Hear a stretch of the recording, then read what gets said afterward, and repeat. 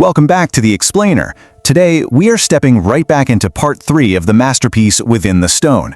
Picture this, it's early morning. The air is still biting cold, and before the sun has even thought about rising, Ethan is already walking back to the old workshop. But here's the thing, for the first time in years, he's not there because he's fired up or motivated. He's there simply because he made a solemn promise.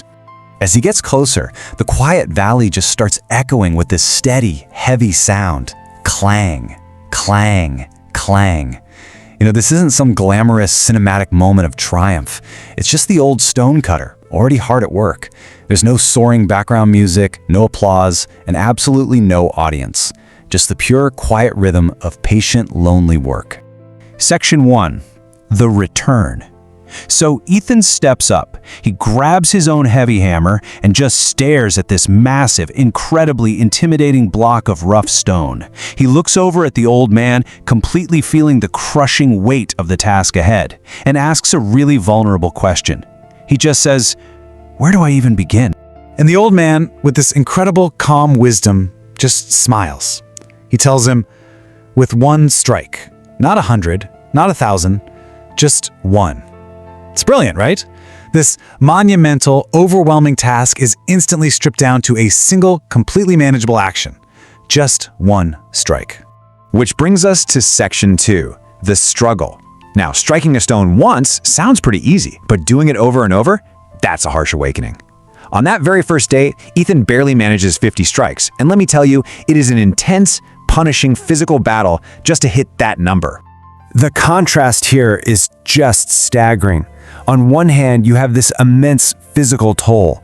Ethan's hands are totally raw, covered in blisters. His shoulders are screaming, and his back feels impossibly heavy. But on the other hand, the progress is basically zero. The stone looks completely unchanged. Can you imagine that level of frustration? Ethan finally drops his shoulders, lets out this massive sigh, and mutters, "All this work, and literally nothing to show for it." The old man hears this, of course. He walks over, places his worn hand on the rough stone, and offers this gentle redirection. He just whispers, "Look closer."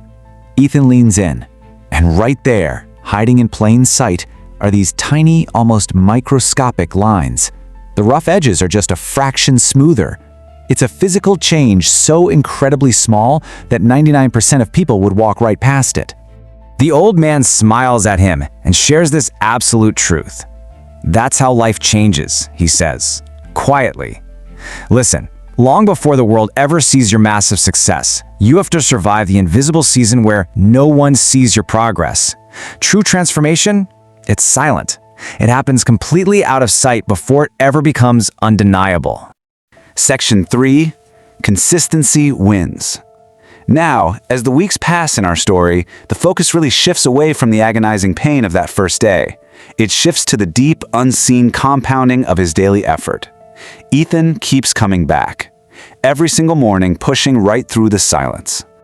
The relentless progression really starts to take hold. Think about it. On day 1, he fought for just 50 strikes. But as the weeks roll by, that scales up to 100 strikes. Months pass, and suddenly he's hitting 200. The hammer actually starts to feel lighter in his hands.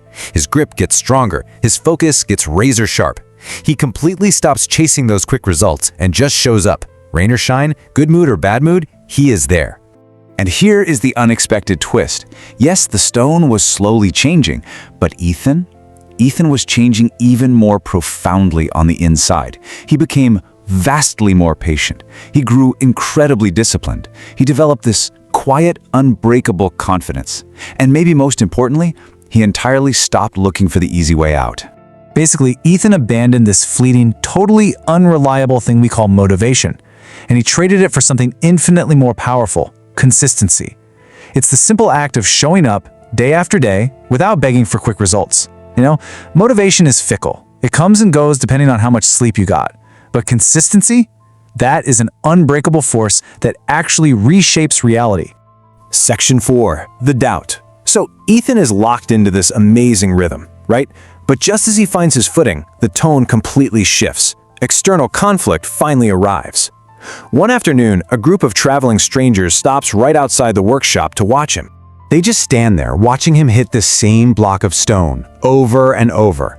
And then the mockery starts, totally shattering his peaceful silence. One of the travelers just laughs out loud and yells, "What a waste of time. You've been working for weeks and it still looks like a rock." And then they just laugh together and walk away, leaving those incredibly toxic words just hanging in the air. That kind of judgment hits hard. It immediately breaks Ethan's rhythm. He literally stops and lowers his hammer. And just for a second, the noise of the crowd wins. It breeds this heavy, suffocating doubt. He stares at the stone, which really does look pretty much the same, and whispers, "Maybe they're right. Maybe I'm just wasting my time." Section 5. The Revelation. Now the old man hears this doubt, but he remains perfectly, unsettlingly calm. He doesn't yell at the travelers or try to argue. Instead, without saying a single word, he walks over to this large, dusty cloth hanging in the dark corner of the workshop. He grabs the fabric and just pulls it down, and what Ethan sees behind it makes his jaw drop. It's a statue, but not just a statue, a breathtaking masterpiece. It is absolute perfection. The facial expressions look completely alive, and somehow this heavy, rigid stone has been carved to look like robes flowing in the wind. It's nothing short of a miracle. Ethan is just utterly stunned. He asks, "Who made this?" And the old man smiles, "I did." Ethan stammers out, How long did it take?" The old man looks at his masterpiece and replies, 40 years. Ethan's mind is blown. 40 years for one statue?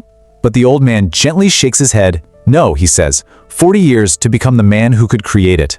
Just let that sink in for a second. Those decades of grueling work were never actually about the stone. They were about forging the character of the creator. A deep silence just washes over the entire workshop, and for the very first time, Ethan actually gets it. The masterpiece isn't built by raw talent. It's not born from some sudden magical burst of inspiration. The masterpiece is built by thousands of completely ordinary, totally invisible days when absolutely no one is watching. Section 6. The Inner Temple. As the sun starts to set, painting the workshop in this warm, golden light, the old man turns to Ethan with a deeply profound question. "Do you know what the greatest temple in the world is?" Ethan naturally starts thinking of these massive, famous monuments around the globe, but he just shakes his head. The old man steps closer, places his hand firmly right on Ethan's chest, and quietly says, "This. Every single disciplined action, every promise you actually keep to yourself, every single day you wake up and refuse to quit. With every one of those quiet, unseen actions, you are literally building a temple inside your own character. One day," he tells him, "the world will admire the temple, without ever seeing the thousands of small stones that built it." And isn't that the truth? Society will always praise the final result, the finished statue, the grand temple, but they completely miss the thousands of painful, lonely, unseen sacrifices that actually made it possible. Ethan looks down at the heavy hammer still resting in his hands, only now it doesn't feel like a punishing burden anymore. It feels like the absolute key to his future. Because he finally understands that great lives are never built in one dramatic cinematic moment of glory. They are built one single, deliberate strike at a time. But right as Ethan locks into this life-altering realization, we're left with a massive, burning question. If great lives are built one strike at a time, what on earth is the old man's greatest lesson still to come in part 4? I mean, we've unpacked the struggle, the real meaning of consistency, and the construction of the inner temple. But there is still one final piece of the master's wisdom waiting for us. What could possibly be a greater lesson than the ones we just uncovered? Well, you'll have to join us next time on The Explainer to find out. Until then, keep picking up your hammer and just focus on that very next strike.